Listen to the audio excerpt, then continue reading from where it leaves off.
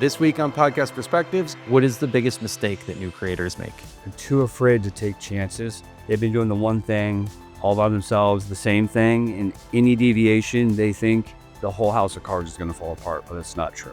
Nick Witters is the CEO of Ballen Studios, a media company renowned for its compelling storytelling across various platforms. Before leading Ballen Studios, Nick served in the U.S. Air Force and later pursued a career in entertainment law, where he worked with prominent digital creators. His diverse background has equipped him with a unique perspective on content creation and management.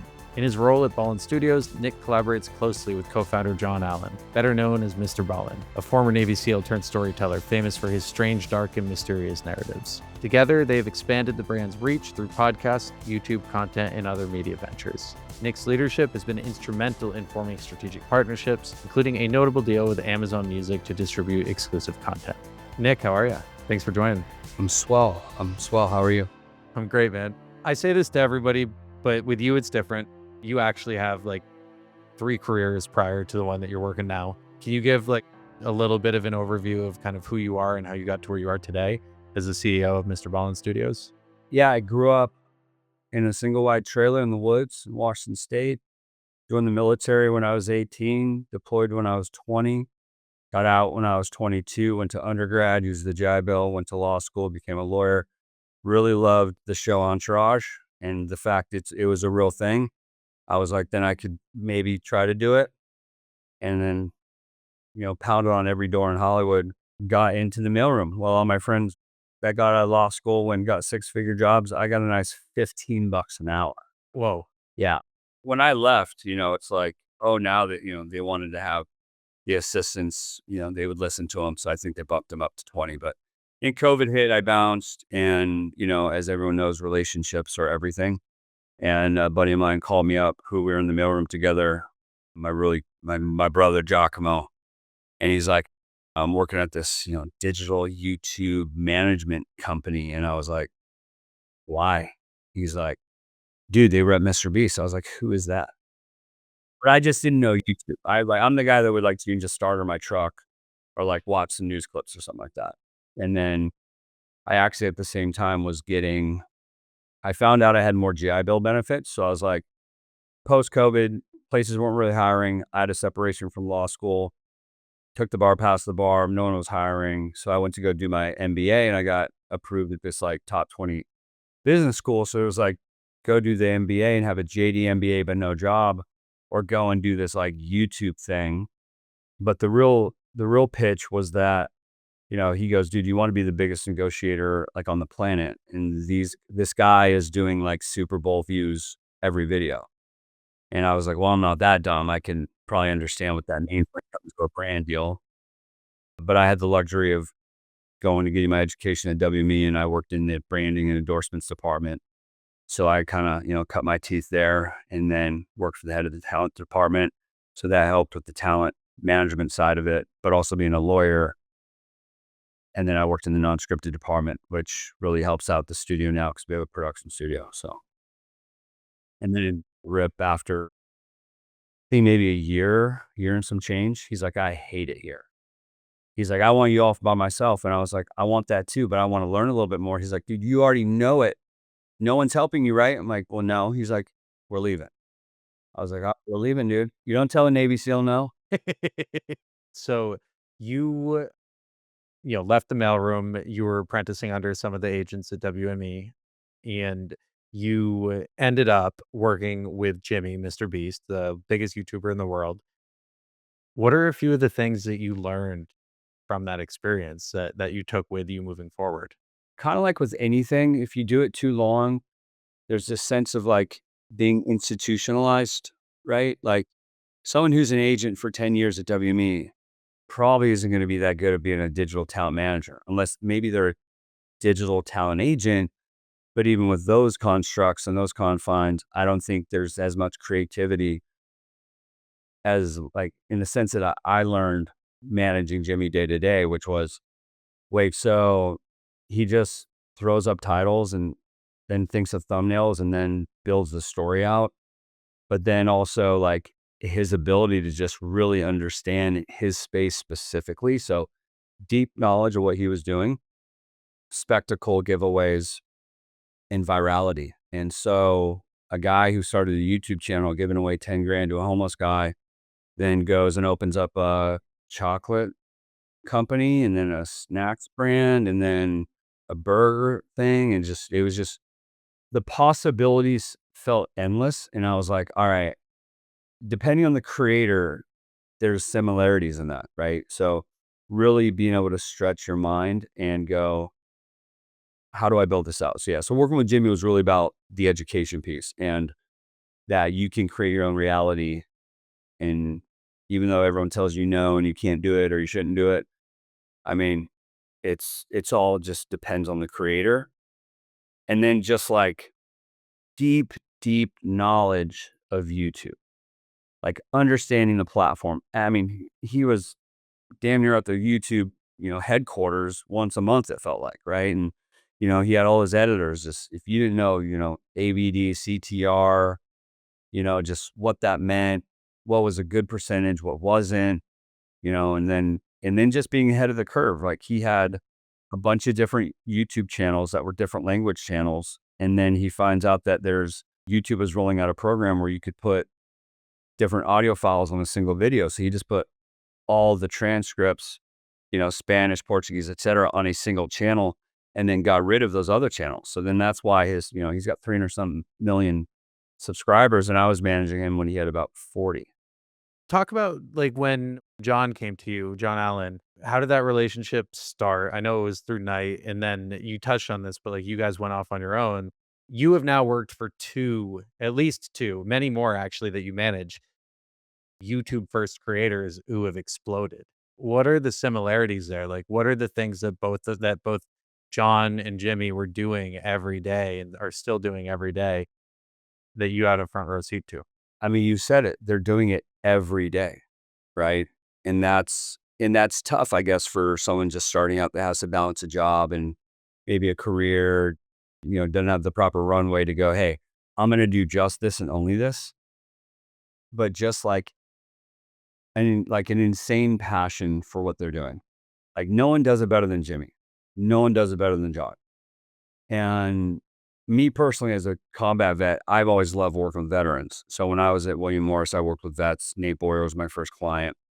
And I started the veteran hiring program. And the reason I'm saying this is because when I got to Night, Giacomo, he's a reoccurring character in my story. He flagged John for me. And he's like, dude, there's this dude on TikTok. He's blowing up. But he's a former Navy SEAL and you love working with veterans. I was like, all right, so I'm going to go and reach out. Have you guys tried to sign him? Yeah, we tried to sign him for like the last 8 months. He just won't. He doesn't want a manager. He doesn't care. And I'm like, and I look around. I'm like, yeah, because there's no managers here that I would even want to manage me, let alone someone that would be able to communicate with the Navy SEAL and build trust with that person. And so I was like, give me his email. And I emailed him, in subject line, combat vet, love your content, love your show. And then in the body, it was like, hey, my name's Nick, former attorney, combat vet. I manage Jimmy day to day and I love your stuff. If there's anything I could just be helpful with, I'm not trying to sign you, literally not even bringing you a deal. I'm just saying, hey, if you don't have anyone in your circle that is giving you any sort of like advice, I'm happy to be a sounding board. And he responded and was like, yeah, dude, let's get on a call. So we scheduled a call and it was a week later. And I remember I was like, yes, I was like, let's go. It was like a month after I got to Night. It was really quick. But I went there, as a coordinator, I guess. That's just the title that it was, but it was, the CEO's right-hand guy. So I did, the best job anyone could have done managing Jimmy and helping, build out the management company and sign my own client that they couldn't sign. So when we ended up pulling RIP, it didn't matter. I was like, he was my client and I didn't take any clients and I made them, I closed so much deals for Jimmy and I made sure when I left, he had a replacement. Well, as much as someone could replace me, I guess, but we left because John was just like, at a management company, you have to manage multiple clients. And at this time, we were building out John's business. I think by then I had hired an internal salesperson. We launched the podcast.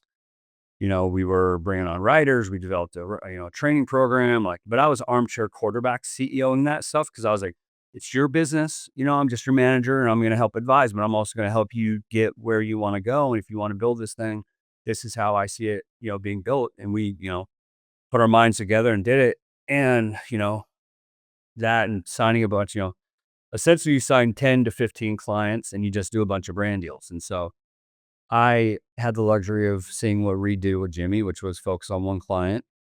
And I saw what John was doing and he was doing it every day and he was the best at what he was doing. And so I took a bet on him. He took a bet on me. What does MrBallen look like today? I know that you guys are doing a bunch of different things, and I wanna come back to the idea of, like, a YouTube creator becoming a podcast creator, but, like, just bird's eye view, what are the assets that you guys are doing all like, day to day?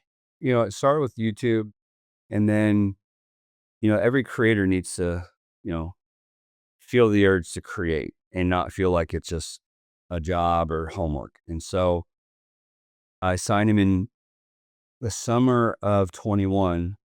And then by December, we had launched. His goal was that he wanted to launch this foundation, the MrBallen Foundation. And he wanted it launched by that December. So January 1st, his audience and himself could start giving to victims of, heinous crime. It's called the MrBallen Foundation.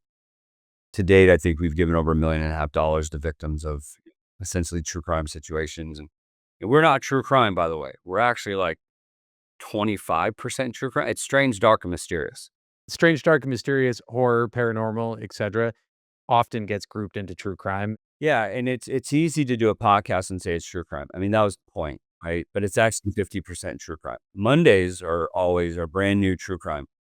Thursdays are remastered best of YouTube, beautiful audio redone, and then put on Thursday on the podcast. And so it really is pretty much 50-50. And on YouTube, it's maybe 20% of the stories he tells. Then the next thing after the foundation, he goes, what's next, dude? He's like, dude, this feels like homework. I'm not creative, I'm like, I do, and I get it, right? And so it's like my email inbox. And so he's like, what's the next thing? And, my job as a manager is to be the one to figure it out. And I was like, there's this podcast thing that's kind of been ringing in my mind. And he's a storyteller and there's not much to the video version of it, right? It's him telling you a story and you don't need to be watching him to get the story, but you do because it's MrBallen and that's the show. And I go, play one of your YouTube videos and just close your eyes. And I was like, it's a podcast. I was like, the next move is podcast. He's like, all right, how do we do it? I'm like, I don't know. I'll figure it out. And I had, I had limited knowledge of podcasts, right? And so I reached out to anyone who knew more of podcasts than I did, which was pretty much everybody. And I just took a bunch of notes. I took 100-something calls and I combined it all into something I could understand and explained to him, and then developed a launch strategy based off the assets that we had at the company, which he had, Facebook show, Snapchat show, he had TikTok, X, blah, blah, blah, million. He had a big YouTube channel that was week to week. So we had a ton of marketing power. You have YouTube community posts, you have mid-rolls, you can do end rolls, you can cut that up, he had Instagram and all this stuff. So we had plenty of marketing power, but we needed to figure out how to do it. So that's when we first started, as to your question, was like, give us the TLDR on the business. So YouTube and then podcast, but within podcasts, we developed our marketing arm, which is now kind of our like superpower. And it's been built out probably 10x since then. And I've always looked at YouTube and any sort of content as marketing, right? And so marketing division, and then we have a podcast network. Because when you have a hit show, you should do something with it. So you should start other shows because you can do feed drops, of course. But to be honest, those really don't work. That's why, you go to some iHeart or wherever and, hey, we'll do the show with us. We'll give you feed drops. Cool. We'll go put it on our YouTube channel and get 50 million people to watch it in like 45 days. The ad. And so we started an audio network because I know there's a lot of value to that, but also for building out this vision of strange, dark, mysterious with John's focus of Ballen Studios being the home of the best storytellers. within Strange, Dark, and Mysterious. Like, for example, we're branching into like strange science or, spooky sports or strange sports, like Strange, Dark, Mysterious, but like sports, science, and history, which is not true crime, along with all the other stuff. And then the other thing is, well, if you're going to have other shows, one single person can only do so many weekly always on shows. And the only shows we have are weekly always on shows, which was funny because I think my first podcast movement I went to, I met a really good friend of mine now, but I won't say the name of the business. And he's like, yeah, we just do like limiteds. We have some owned and operated, but we just do limiteds, and we get, sales department, some other stuff, but we haven't cracked the code on and always on. Our thing was that we hit the always on code. Like, we cracked that code. So let's just continue to do it because we knew the formula, and we knew if we stayed in our vein, our audiences would start to overlap and aggregate and create, the flywheel and feed into one another.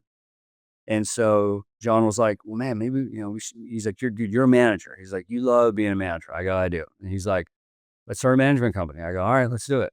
And so I go, who are you signing? He's like, I got a few guys I watch. And he started flagging them to me. And then my thing is manager is to figure out if I'm the best manager for you and you're a client that I want to bring on because I have a certain skill set, and that's building businesses with creators. And if they don't want to build a business, they just want to do brand deals. Well, if there's 9 media down the road, feel free, have fun. But if you want to build something in the storytelling space, which is where we focus on, then you want to be, with us. The podcast industry in the last decade is a bunch of people who love telling stories, who maybe they're reporters, maybe they're like artists, but like they're storytellers first and business people second. And that's amazing. Like, you cannot make something that people care about without the authenticity that comes from there. That said, like, what we're seeing now is there's more money in podcasting and more people are coming in on the business side. And my hypothesis is that all of the folks that already figured this out on the YouTube front are going to come into podcasting and just eat the industry's lunch in a good way, because I think that people need to adapt. But this is what I see with you guys is like you're so successful in the things that you're doing because you actually come at this with a strategy in mind, as opposed to just saying like, let's be storytellers. So first question is, do you agree with that assessment? And the second is, what is your view of the podcast industry as a whole? Like, in terms of how people are coming at the business side of it. Do you think that they need to kind of grow up a little bit and, take like a business first approach? No, it's because it all starts with the creator and the community, right? But you have to have that business counterpart, and you also can't be the business counterpart and be the creator. That's what I've seen as a big issue for either a lot of creators or a lot of people trying to get into business is they don't have the proper counterpart, right? It's like John is the storyteller, I'm the business guy, and I don't want to tell stories. He doesn't want to do the business stuff. We're perfect match. And that means that everything I, advise on and the decisions I make have to be the right ones. And so having that trust, but the reason why I think, YouTubers will be probably the most successful, because if you look, and I'll give you the other example, if you're audio first and successful and trying to transfer over into video land or digital land, you have your community that's built out. YouTube is baked in with, called call to action, right? CTAs. John's first initial thing was, I'm going to call this thing. If you're a fan of the Strange, Dark, and Mysterious, then you're in the right place because that's all we do. Okay, you're getting their attention. They're hearing you. They're listening to you. You're creating this umbrella in this world that you're bringing them into. And then he would always do this like button joke. It's like a gag joke. It'd be like, all right, tell, tell the like button you're going to go help hang its, 70-inch or 80-inch screen TV, and make sure you miss every anchor bolt while you do it. Like, it's just like a dad joke, right? And as, it's kind of dad joke as it is, people are liking and subscribing to the videos. And so you're creating these CTAs and it's part of the program. So then you go, hey, we're going to start this podcast. Well, you can only do so many, we do a weekly show on YouTube. Well, people don't just sit and watch one YouTube video a week. They do more than that, right? So why don't you make them watch or listen to more of your content? Because that's what they really want. So you start a podcast, deviate slightly from the main, so true crime podcast, and it was successful that way. But watching a creator and then going and listening to a podcast who is a storyteller. There are I mean, essentially everything's storytelling, right? We're storytelling right now. But if it's like a host, co-host, interview host, like you're sitting there trying to watch it, right? Yeah, you could listen to it. Like I love Guy Raz's like How I Built This. Like I don't I don't even know if he has a video. I just only listen to it, right? But I love it. And if he had a video version, I'd love to go watch the one where like he had the Chobani guy on. Now pretend you're got this massive audience in audio that you don't really do a video version, or even if you did, you do you know how many of them are actually watching it? Because normally podcast, ingestion is while you're driving to work, while you're doing something, right? So you're not really watching the podcast, right? So then go and create that habit with your audience to just listen and then go, hey, by the way, you guys should go watch this thing. But they're like, well, I just like to listen to stuff. So how you transfer that audience from one to the others is I think that is the most difficult part for like audio first, host creators versus YouTube digital first moving into audio. And how much were you paying attention to, like, the mechanical, like, data side of that? Like, you've already talked about, like, average view duration, click-through rate, etcetera. Like, when you're launching when you're talking to a potential new partner that you wanna manage or something, or when you're launching a new show, like, how much of you is sitting down and, like, looking at how it's performing and then, like, trying to figure out how to fix it if it needs it, or do something differently? And how much of this is based off of, like, your editorial gut? I mean, we're always in the data. Like, I mean, I have like 100 tabs open. Half of them are YouTube. I have my Art 19 one. I have my Megaphone one. I have all these other ones, right? I'm always looking at the data, right? And so that is your heartbeat for your company or for your show. You should always know what your blood pressure is. When we're doing things, we're doing it in real time. So we launch a video on Saturday at I think we do it at 11 AM now, but traditionally it was like 4 PM on like a Sunday back in the day. And so you launch the video and you watch and you refresh and you refresh and you refresh. At a certain point on the YouTube side, within a few minutes, sometimes about 20 minutes, maybe 40 minutes, depends, they'll start to get the data in real time. And so what the viewer sees when they click on the channel is not what the actual performance of the video is. And then on YouTube, you'll get your CTR, you'll get your AVD, and then you'll have essentially a track record of your last 10 videos, what performed the best, what performed the least. Then you'll start to tweak. Now YouTube does this thing where you can do like A/B testing and put 3 different thumbnails up. It'll go and pick which one that like has the best CTR, and it'll just push that one forward. So there's a lot of cool things that YouTube's doing right now that really benefits creators who are active. But we do the same thing for audio. Like you launch it, what's different about that is on like any other, I guess platform you're loading up. It's not real time like on YouTube. It's like 7 minutes or 12 minutes or 15 minutes or something. I think the Apple data comes, like, 24 hours later. YouTube is so algorithm driven that the video needs to be performing at its best so it gets suggested to more people in new viewers. In audio, it doesn't do that. So it's less of a worry in audio, but you are tracking it. We'll go through and say, hey, what stories typically perform the best? Which ones typically perform the worst? Those things are easy to see. Why did this one perform? Why not? Then you have all the variables that come down to, was it a holiday weekend? Is it summertime? Any of those things are relevant, right? Is it daylight savings time now? Is it all that stuff matters, right? And then like portions of like, of the year, right? Between like November and December, it's like Thanksgiving and Christmas. Like no one wants to know about like people getting murdered and like stolen or Never really thought about that. No true crime over Christmas. Yeah, but then you got Halloween, and then you got creators that do, Strange, Dark, Mysterious that'll post like twice as much that month. So imagine if you're a sports creator and you do a bunch of different sports stories, but you do it like, oh, hey, during baseball season, we tell more baseball stories. Bill Simmons is doing like special episodes for like the Super Bowl or the NBA playoffs or whatever. DraftKings that wants you to promote during the Super Bowl on a video that's related to that subject matter. That's also a good way to then go on on the business side of things. How do we go and monetize even more when we can control it? It's like, hey, we know, around October, videos are going to slap a lot more. So you guys are going to want to get that inventory around that time. So I know that you guys focus on like a special niche when it comes to like the creators that you work with, but like what does that partnership look like? Is this like you work with us, I'm gonna get you like growth and money and revenue, and we're gonna take a piece of that, or is it something different? So like agents traditionally, they're 10 percenters, right? You know, they're, I guess, monitored by the Agent Talent Act, ATA. They're capped at 10%.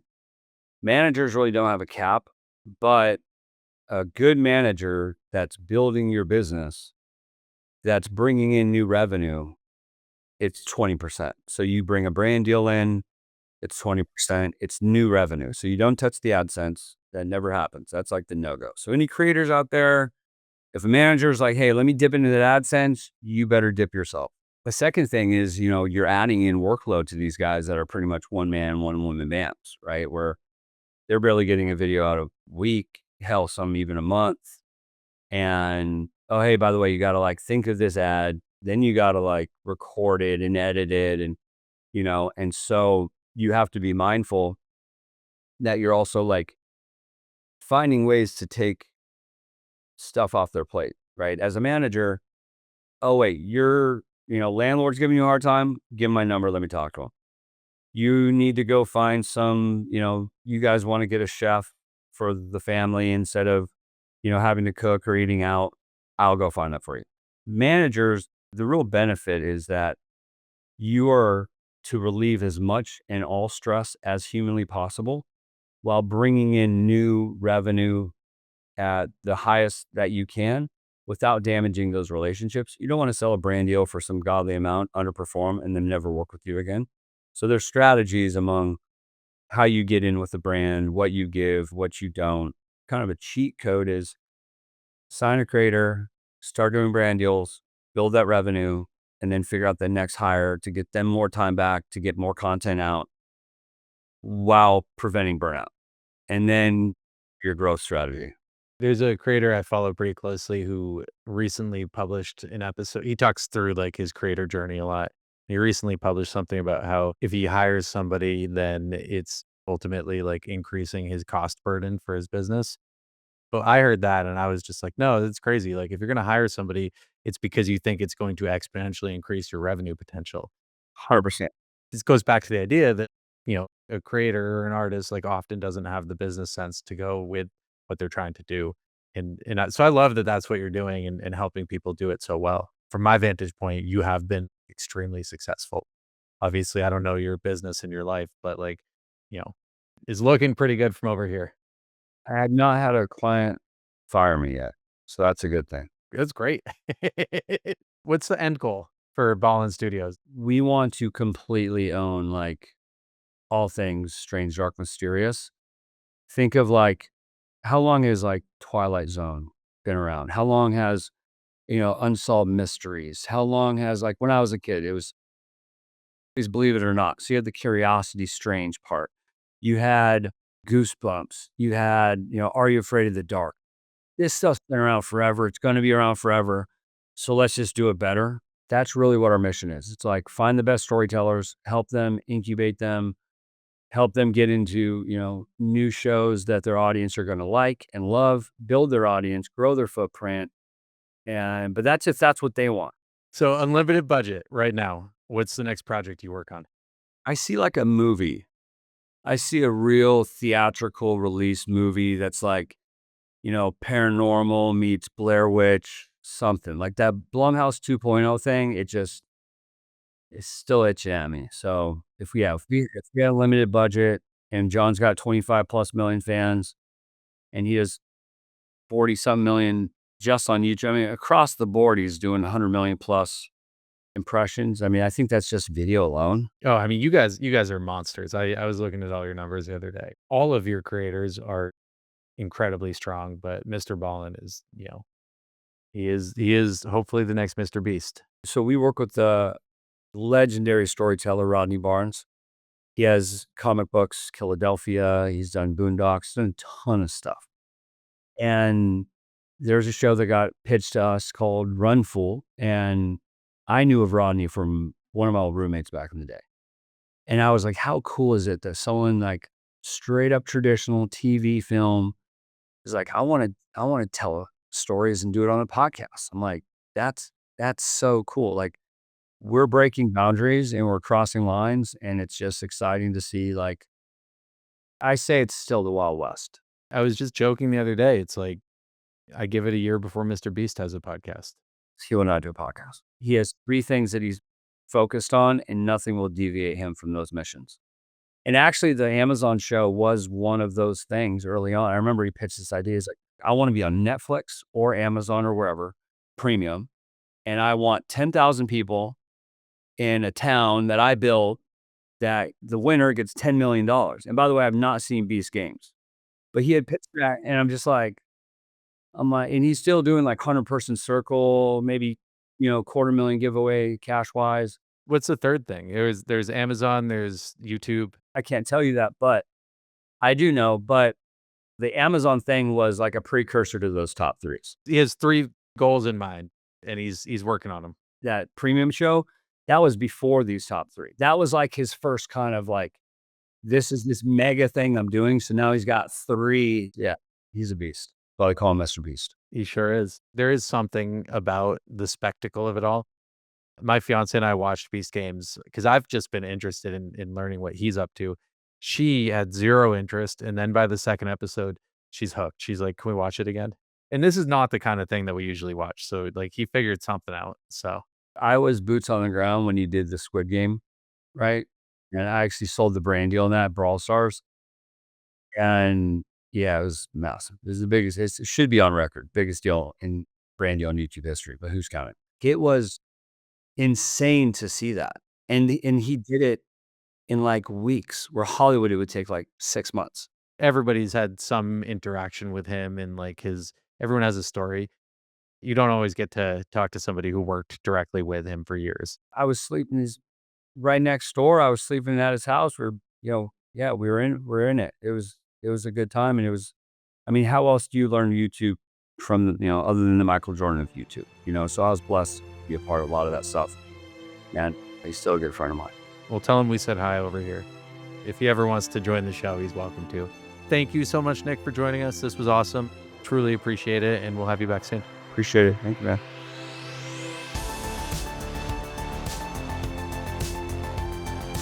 Thank you so much to Nick Witters for joining us. You can find more about Nick on LinkedIn or at ballenstudios.com. For more podcast-related news, info, and takes, you can follow me on LinkedIn at Jeff Umbro. Podcast Perspectives is a production of the Podglomerate. If you're looking for help producing, marketing, or monetizing your podcast, you can find us at podglomerate.com, shoot us an email at listen@thepodglomerate.com, or follow us on all socials at PodglomeratepOds. This episode was produced by Chris Boniello and myself, Jeff Umbro. This episode was edited and mixed by Jose Roman. And thank you to our marketing team, Joni Deutsch, Madison Richards, Morgan Swift, Annabella Penna, and Perry Gross, and a special thank you to Dan Christo. Thank you all for listening, and I'll catch you all in a few weeks.